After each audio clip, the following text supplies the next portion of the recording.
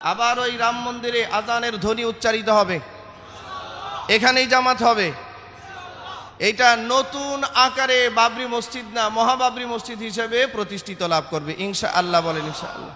জানুয়ারি 26 তারিখ, বিগত 22 তারিখে, জানুয়ারির 22 তারিখে মুসলমানদের প্রায় 700 বৎসরের ইতিহাস ভুলণ্ঠিত করে ইন্ডিয়ার অযোধ্যায় মিস্টার নরেন্দ্র মোদি এবং যোগী আদিত্যনাথ, ইন্ডিয়ার সবচেয়ে বড়, মোদির পরে পাওয়ারফুল লিডার যোগী আদিত্যনাথ, নাম শুনেছেন কিনা? গেরুয়া পোশাক পরে থাকে সবসময়। এই যোগী আদিত্যনাথের নেতৃত্বে মুসলমানদের প্রায় 5 থেকে 700 বছরের ইতিহাস বাবরি মসজিদকে ভেঙে সেখানে রাম মন্দির স্থাপন করা হয়েছে। এই রাম মন্দিরে কোনো রড ইউজ করা হয় নাই, কোনো রড ব্যবহার করা হয় নাই, কোনো মেটাল ব্যবহার করা হয় নাই,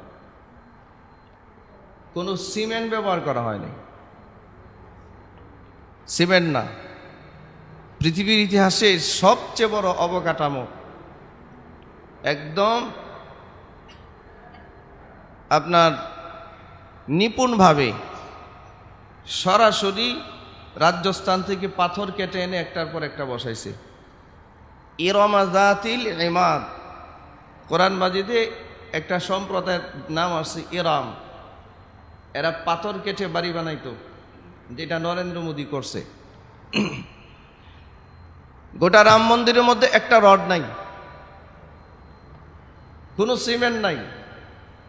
এতটা মজবুতভাবে সৃষ্টি করছে যে আগামী 2500 বছরে রাম মন্দিরের কিছুই হবে না। বন্যা হোক আর ভূমিকম্প হোক, যেটাই হোক, রাম মন্দির অবিনশ্বর থাকবে, ধ্বংস হবে না। কয়শো বছর? 2500 বছর, 250 বছর না।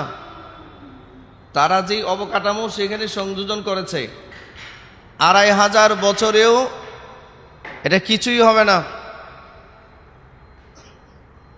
20 মাত্রার ভূমিকম্প হলেও এটার কিছুই হবে না।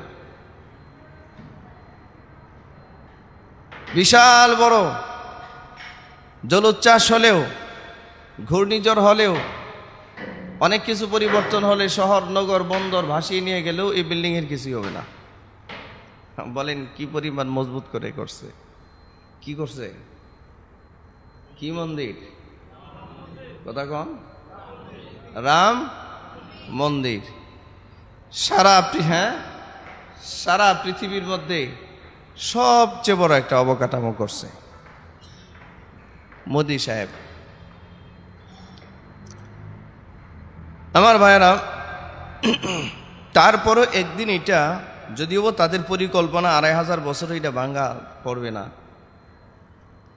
কিন্তু কালের পরিক্রমায় এটা ভাঙ্গা পড়তে পারে কিনা? বলেন, ভাঙ্গা পড়তে পারে কিনা? আচ্ছা, মুসলমানরা তুরস্কের ইস্তাম্বুলে মসজিদে আয়া সোফিয়া 86 বছর বয়স, 86 বছর পরে খ্রিস্টান গির্জাকে যদি মসজিদ বানাতে পারে, মূলতই ছিল মসজিদ, এরপরে জোর করে ক্যাথলিক খ্রিস্টানরা আয়া সোফিয়াকে গির্জা বানিয়েছে। পরবর্তীতে 86 বছর পরে আবারও মুসলমানরা এই আয়া মসজিদকে স্বাধীন করেছে।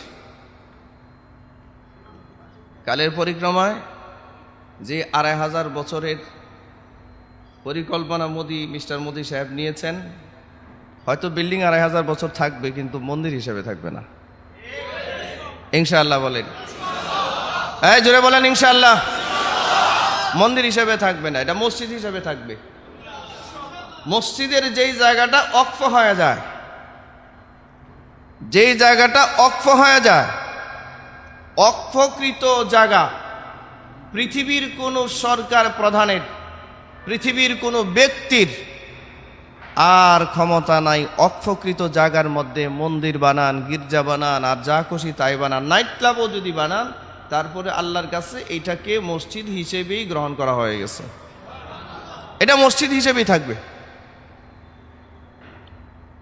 এ কারণে দারুল উলুম দেওবন্দের সদরুল মুদাররিসিন, সারা বিশ্বের আন্তর্জাতিকভাবে স্বীকৃত একজন ইসলামিক স্কলার আল্লামা সৈয়দ আরশাদ মাদানী হাফিজাহুল্লাহ, তিনি বলেছেন এটা মন্দির হোক আর যাই হোক এটা তাদের কাছে, কিন্তু এটা মুসলমানদের কাছে এবং আল্লাহর কাছে এটা মসজিদ বলে বিবেচিত হবে।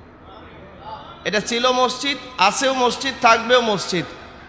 ক্ষমতার দাপটের কারণে নাম কয়েকদিন পরিবর্তন হয়ে গেছে। যাই হোক, যেই কাজটা মুসলমানরা খুব কষ্ট করে করার কথা ছিল এটা তারাই করে দিছে আর কি। তবে এটা খুব দ্রুতই স্বাধীন হবে ইনশাআল্লাহ। চিৎকার করে বলেন, আবারও স্বাধীন হবে। আবার ওই রাম মন্দিরে আজানের ধ্বনি উচ্চারিত হবে, এখানেই জামাত হবে। এটা নতুন আকারে বাবরি মসজিদ না, মহাবাবরি মসজিদ হিসেবে প্রতিষ্ঠিত লাভ করবে ইনশাআল্লাহ। বলেন ইনশাআল্লাহ, এটা হবে। আমি বলতেছিলাম তাদের কাটামোটা, এই কথাই চলে আসছে। তারা কোনো রড ইউজ করে নাই, সিমেন্ট ইউজ করে নাই। আপনারা বলেন টেকনোলজির কতটুক প্রযুক্তি তারা ইউজ করলে পড়ে শুধুমাত্র পাথর কেটে এমনভাবে এটাকে অ্যাডজাস্ট করা হয়েছে 2500 বছরেও কিছুই হবে না। তাহলে কি পরিমাণ টেকনোলজি ইউজ করা হয়েছে সেখানে। তারপরে একদিন না একদিন ধ্বংস হবে। নিপুণ সৃষ্টি, নিখুঁত সৃষ্টি, তাও বলা যায় না। আর আল্লাহ বলেন, হে মানুষ, তোমার সারা পৃথিবীতে তোমার অস্তিত্ব আমি বিলীন করে রেখে, বিচ্ছিন্নভাবে রেখে রেখে রেখে রেখে আমি আল্লাহ সবগুলোকে এক করে তোমাকে অস্তিত্বে আনছি, তোমাকে সৃষ্টি করেছে। তোমার অংশের, দেহের বিভিন্ন অংশ পৃথিবীর বিভিন্ন দেশে ছড়িয়ে ছিটিয়ে রেখেছি আমি।